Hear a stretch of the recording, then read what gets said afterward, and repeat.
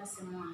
Materi pembelajaran kita pada pagi hari ini masih bagian dari pesawat sederhana, yaitu katrol, bidang miring, dan roda berporos. Sebagai tujuan pembelajaran kita pada pagi hari ini, yaitu yang pertama, anak didik kami diharapkan dapat menjelaskan apa itu katrol. Kemudian yang kedua, dapat menjelaskan apa itu bidang miring.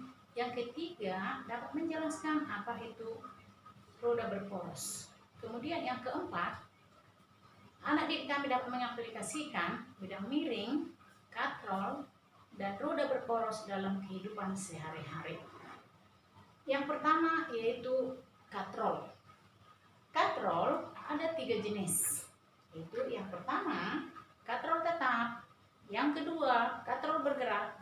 Yang ketiga, katrol rangkap. Kita lihat di dalam kehidupan kita sehari-hari, yaitu di sumur, kemudian pada saat menggerak bendera, prinsip katrol yang digunakan.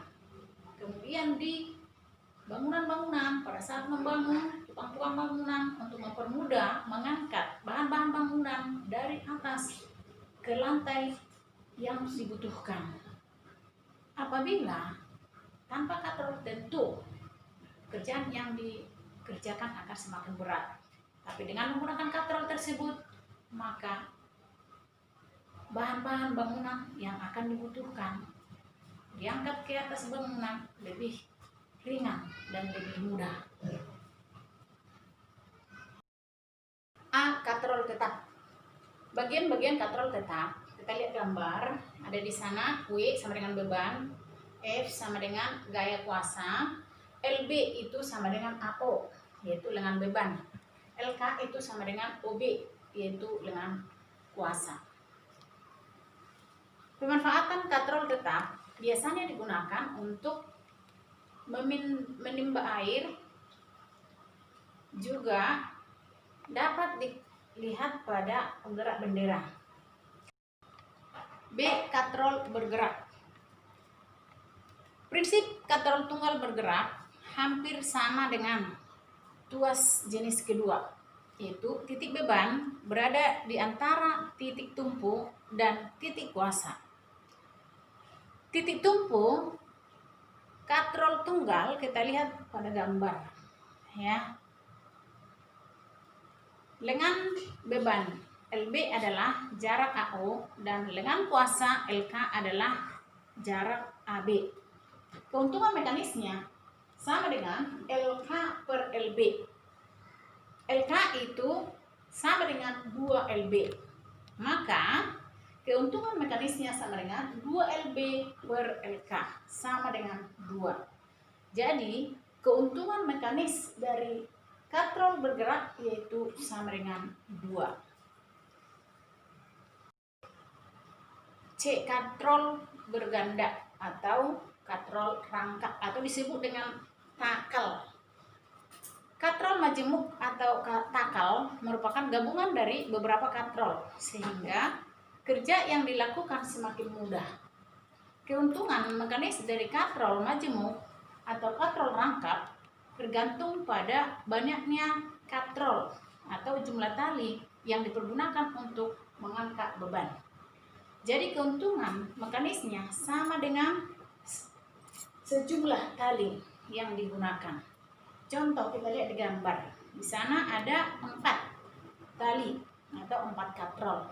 Jadi keuntungan mekanisnya sama dengan 4. Jika kamu akan mengangkat beban 400 Newton, cukup dengan gaya 100 Newton. Beban sudah terangkat dengan mudah. Miring.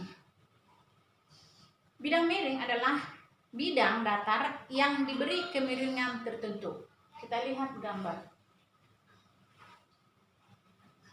Persamaan yang digunakan pada bidang miring yaitu F kali S sama dengan W kali H. W per F sama dengan S per H. Biasanya keuntungan mekanis ini digunakan untuk menaikkan beban atau benda yang berat yang tidak dapat digunakan dengan menggunakan tangan atau otot. Prinsipnya hampir sama dengan kuas juga katrol, yaitu untuk mempermudah melakukan pekerjaan. Kita lihat contoh-contoh bidang miring. Ada pisau, kemudian tangga, kemudian obeng, juga papan seluncur, dan mungkin masih banyak ya di rumah kita masing-masing. Coba anak didik kami dilihat apa saja, apakah contoh-contoh tadi ada di rumah ya, dan dapat kamu pergunakan dengan baik, benar enggak? Dapat mempermudah kamu melakukan pekerjaan. D. Roda berporos atau roda berganda. Roda berporos merupakan roda yang dihubungkan dengan sebuah poros yang dapat berputar bersama-sama. Kegunaan roda berporos yaitu untuk menggeser benda agar lebih ringan. Roda berporos ini berbentuk lingkaran dengan poros di tengah. Kita lihat gambar seperti roda pada sepeda ya. Kemudian roda pada papan seluncur, dan juga roda pada sepatu beroda. Materi pada hari ini sudah selesai. Ibu berharap apa yang Ibu sampaikan anak didik kami dapat mengerti dan memahami. Dan tolong ditulis materi-materi penting di buku catatannya. Suatu saat nanti akan Ibu minta dan dikirimkan. Dan tugas-tugas yang belum dikumpulkan silahkan dikirimkan, Ibu masih tunggu.